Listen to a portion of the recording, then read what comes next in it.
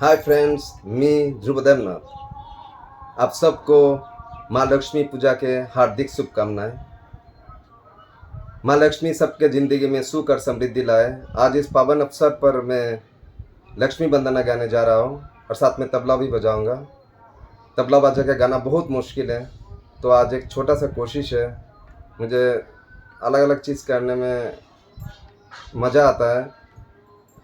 ख़राब हो सकता है तो ख़राब होने से माफ़ कर दीजिएगा। ओम महालक्ष्मी नमो नमः। ओम विष्णुप्रियाय नमो नमः।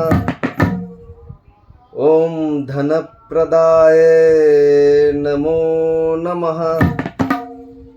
ओम विश्वजनन्मे नमो नमः।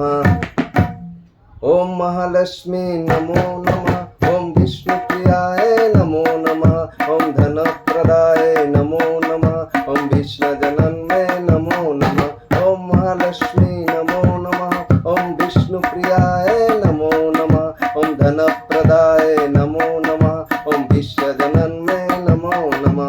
ओम महालक्ष्मी नमो नमः। ओम विष्णुप्रियाय नमो नमः। ओम धनप्रदाय नमो नमः। ओम विश्वजनन्मे नमो नमः। ओम महालक्ष्मी नमो नमः। ओम विष्णुप्रियाय नमो नमः। ओम धनप्रदाय नमो नमः। ओम विश्वजनन्मे नमो नमः। ओम महालक्ष्मी नमो नमः।